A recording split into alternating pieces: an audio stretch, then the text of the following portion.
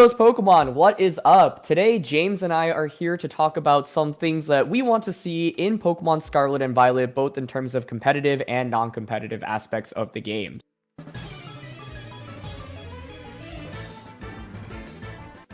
Hey guys, Cyber. Relax, I was just gonna get there. Anyway, as this little buddy was saying, 80% of you aren't subscribed to the channel, so hit that subscribe button. It really helps. Hey, what Pokemon are you?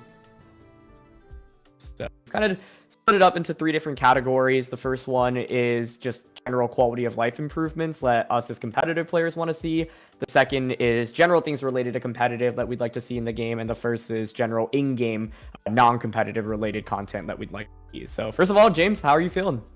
I'm feeling all right. I mean, we always want new stuff implemented in the game, and the past couple of games actually have had some pretty good quality of life increases, but I feel like there's definitely some more that they could add, and hopefully Scarlet and Violet will be more accessible to competitive players in general and make it easier for everyone.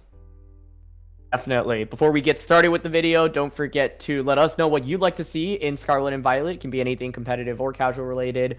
And of course, subscribe to Beastcoast Pokemon and like the video if you are not ready. This, of course, is an exciting channel. We have a lot of exciting content planned for you all, especially when Scarlet and Violet come out. But let's start with the first one, which is quality of life improvement. I think starting for me, these are ones that a lot of people have talked about, so it's not really anything new, but I think, just continuing to make the process easier for people to get teams in game is always good. And so I'd love to see like a 0 IV bottle cap rather than just a 31 IV bottle cap. I also love for them to like decrease the level in which you can use bottle caps. Like it'd be great if it was 50 rather than 100. I get why it's at 100. They want to make it, somewhat challenging, or they want to just gift it to you for free. But to me, like getting Pokemon at level 100 is a lot easier than it used to be, but still, kind of a long process. And so those are Yeah, I would personally like it where mints are easier to get a little bit. I think the battle points is a little bit high, but I really just want like rare candies, PP ups, and I would maybe if they bring back the EXP candies, I would just like them to be purchasable, like make it a lot easier, where battle points is not too bad, but I feel like it just would have been easier just to buy them in general for like a low price. I think that would just make it so much easier for competitive players in order to utilize it. Definitely, yeah. I think like speaking of competitive, one thing that I guess I'd want to see them do more. It's interesting. Like we get rewards at the end of each rank season, right? And the rewards are okay, but to me, it's like if you want to go through the route of like getting Pokemon to level 100, even if you have like a lot of rewards, you don't get actually like that many rare candies through it. Rare candies are also like super expensive in terms of battle points. So even if you've like maxed out on BP, like it's still not that easy to just like accumulate a ton of rare or EXP. And I know they gave a good amount through raids, so I think that was a really good first start. I'd like for it to be maybe a little bit easier, personally, just for our sake, I would say. But yeah, I think the main thing I'd really like to see is 0 IV caps. That would make it a lot easier for those that want to use like Trick Room Pokemon or Pokemon with 0 attack IV. So that kind of leads to our next point, which is just general competitive quality of life, or general competitive things that you'd like to see improved on in Scarlet and Violet. Yeah, there's a lot. I feel like one of the big things would be rule sets and being able to actually like host tournaments and create actual custom rule sets. I think would be really nice, giving more flexibility. You have the ability to make some rule set changes, but it's not like all the options are there. Of course, time limit, which is important for singles as well, I think is pretty big, where the game is capped at I think 15 or 20 minutes per battle in general. So I'd really like to see like an ability to increase that. Music, I think, is also a pretty big one, being able to choose music like you are on Battle Stadium online or playing against someone. I'd really love that option for like actual tournaments, as I feel like that would be a pretty big one as well, because I'm not always the biggest fan of the trainer theme, and there's just so many great songs. Like I think it's just a waste to not have it at official tournaments as an option. Totally, yeah. I think I have a couple that are somewhat similar. First of all, I missed the VS recorder. It was such a cool item in the previous games where you could literally just save your battle videos, and you could even save battle videos from official tournaments as well. And so I'd love to see something like the VS recorder return. it was just such a cool feature. There's so many amazing tournament games and just online battles that have been lost because, yeah, not everyone has access to a capture card, and when you're playing at tournaments, I guarantee you're going to be playing on. So that's one. I know we're, more VGC focused players, but I'd love to see like singles get more support, and that kind of goes in line with the timer thing that you were just talking about. It feels like singles just really at the short end of the stick with Sword and Shield, both because of the timer and because Dynamax was a mechanic that felt way more balanced for doubles than it.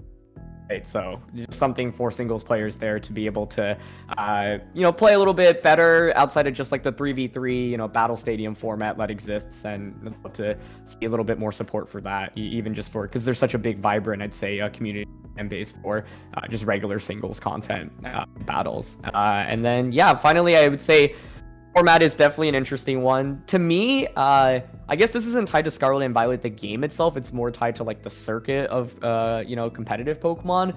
I'd love to see them get a little bit more experimental with rule sets, but kind of the opposite way of where we are right now, where with Series 13, it's like they allowed all mythical Pokemon, all legendaries, and it's kind of just a for fun format. It'd be fun for me if they like leaned into some more like wacky formats, like some of the online tournament formats that we get. I don't know. I'd love to see some events with those, and I don't think it'll ever happen in VGC, like the official circuit. But I think like there's so much room for trying out rule sets that aren't just like the standard 3 that we rotate towards. And so yeah, those are just a couple of kind of competitive things I'd like to see in Scarlet and Violet. And this goes to our final point now, which is general in-game improvements or things that you want out of Scarlet and Violet. Yeah, I think this is something, it actually ties to competitive, but I would also like it in game, especially since we already know that basically raid battles are coming back. And I think one of the things is the new mechanic with the new typing. I'd actually really like for the ability to confirm the type in general. And I'm pretty sure that'll probably happen in the battle menu, but it'd be really nice if they could show that in team preview as well. But otherwise, I'm just hoping for maybe a good story. I heard like with the gyms, it's not supposed to be as linear, but I'd like to see level scaling, being able to challenge like each gym with like, which I assume is the open definition of the open world that they're aiming for. Being able to, of course, like tackle any gym in order of what you want is pretty cool. But also, I think one of the things I would really like as well, I guess it's also a quality of life, but if they're going to be a way to catch legendaries, I would really like it not to be like what it was for Sword and Shield with the Max Raid Den, because that it was actually, I think, even harder to actually get legendaries, ironically, than it was like if you were just doing the Ultra Sun Ultra Moon wormhole, which otherwise I just want like maybe some challenging battles. Like I think Elite Four and the champion like in BDSP was actually pretty fun because it had actual competitive items. I would actually like to see a bit more of a challenging game, and I hope the other multiplayer modes are also just like really fun in general. I agree with that. I think for me, Pokemon, especially throughout the years, has become less about the story relative to like really story intensive games that I've played.